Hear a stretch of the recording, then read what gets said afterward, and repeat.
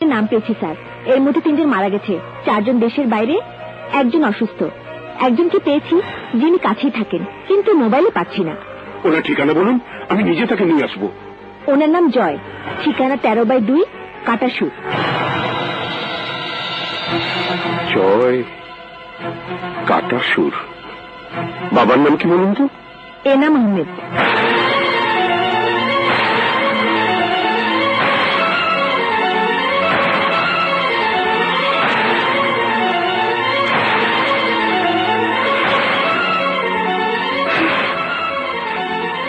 আমাকে যেতেই হবে।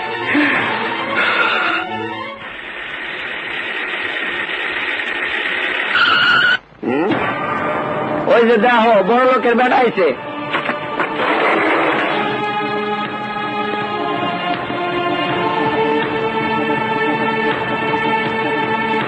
কি চান আপনি? কেন বাড়াইছেন? আমি এনামকে চাই। এনামের সাথে আমার কথা আছে। কোনো কথা নেই এনামের সাথে। হ্যাঁ, এক পোলের খুন করাইছেন নিজের পোলায় দিয়ে, আরেক পোলের গুন্ডে পেটাইছেন। আবার কি চান? আমাকে একটাবার এনামের সাথে দেখা করতে দাও, ওর বাড়ি পর্যন্ত আমাকে যেতে দাও।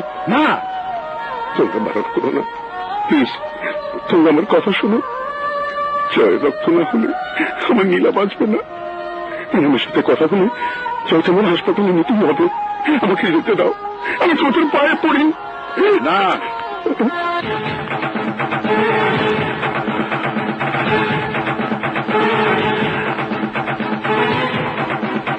তোমার তো অনেক টাকা সাদাত চৌধুরী, টাকা দিয়ে রক্ত কিনতে পারলে না? অনেক চেষ্টা করেছি কিন্তু পারিনি। কিন্তু আমার ছেলের বুকে গুলি চালাতে পেরেছ ঠিকই। আরে কি অপরাধ করেছিল আমার ছেলে? আমাকে ক্ষমা করে দাও না। ক্ষমা? কিসের ক্ষমা? তোমার কোনো ক্ষমা নেই। আমার এক ছেলেকে তুমি খুন করেছ, আর এক ছেলেকে গুন্ডা দিয়ে পিঠে তুমি হাত মারা করে দিয়েছ, আর আমার ছেলে রক্ত দিয়ে তোমার মেয়েকে বাঁচাবো? এক ব্যাগ রক্ত, মাত্র এক ব্যাগ। আমার নীলাকে বাঁচাতে জয় নিশ্চয়ই রক্ত দেবে। কিন্তু বাবা হয়ে আমি আমার দ্বিতীয় সন্তানের মৃত্যুকে ডেকে আনতে পারি না। জয়কে হাসপাতাল নিয়ে যাবার অনুমতি দেওয়া হয় না। আমাকে তুমি যে আশ্বাস দেবে আমি তাই মাথা পেতে নেব।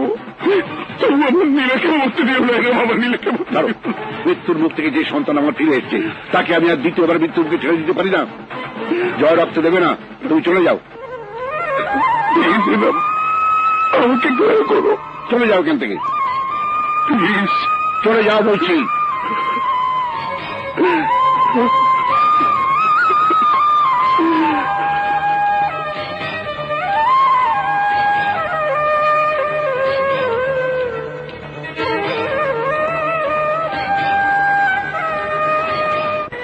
পেয়েছেন? জয়কে পেয়েছেন? জয়কে পেয়েছি, কিন্তু ওর বাবা ওকে রক্ত দিতে দেবে না। রক্ত না পেলে আমাদের আর কিছু করার নেই। আপনি আল্লাহর নাম নিন।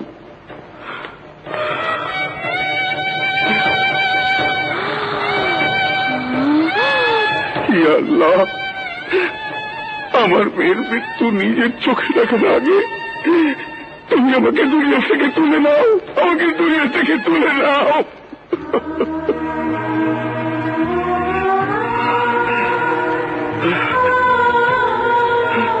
তুমি? হ্যাঁ সাদাত চৌধুরী, তুমিও অমানুষ হতে পারো, কিন্তু তাই বলে আমিও অমানুষ করি। নীলাকে আমি মরতে দেবো না। আমার ছেলে জয় তার শরীরে শেষ রক্তবিন্দু দিয়ে হলে তার ভালোবাসাকে বাঁচাবে, তার প্রেমকে বাঁচাবে। কি সত্যি বলছো? হ্যাঁ সত্যি বলছি সাদাত চৌধুরী।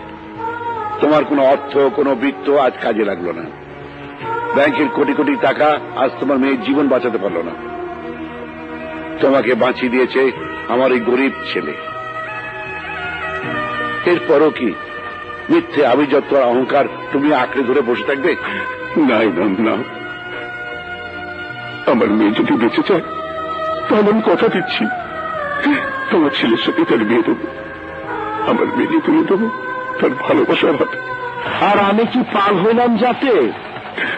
বাহ বাহ বাহ, এত বড় বেঈমানি সাদাত চৌধুরী। কথা ছিল নীলার বিয়া দিবেন আমার সাথে। রাজত্ব আর রাজকন্যা দুটোই যদি হাতছাড়া হয়ে যায় তাহলে আর নীলার বেঁচে থেকে লাভ কি? নীলাকে রক্ত দিবার আগে আমি ওর দেহ থেকে সমস্ত রক্ত বের করে নিতে চাই এখন।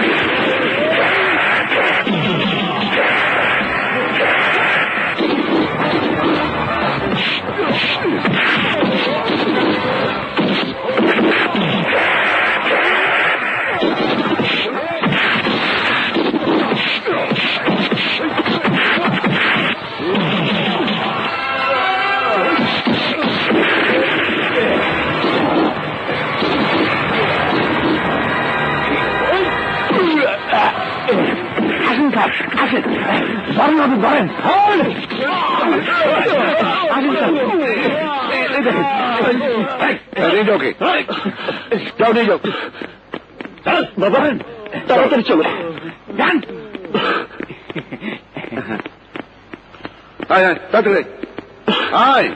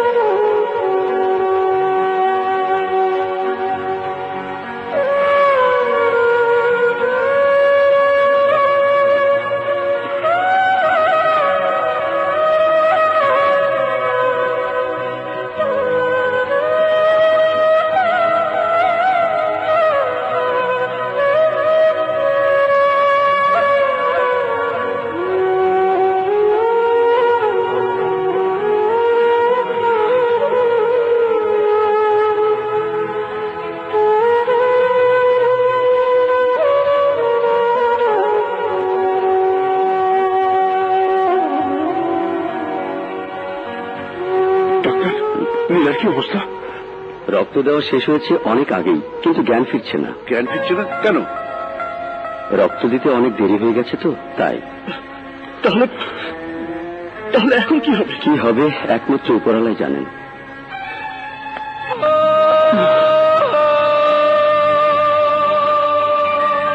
আল্লাহ,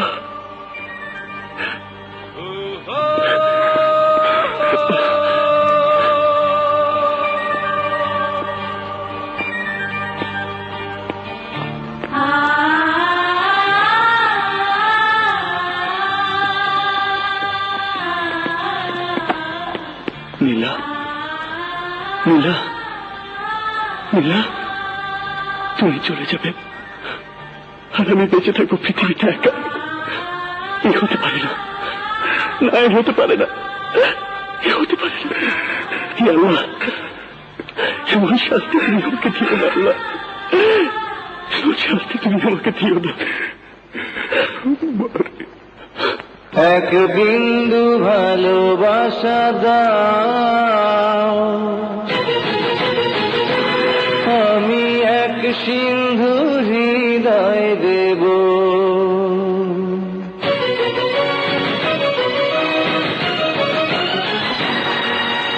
এক বিন্দু ভালোবাসা দাও, আমি এক সিন্ধু হৃদয় দেব। মনে প্রাণে আছো তুমি, চিরদিনই আমি তোমার হব।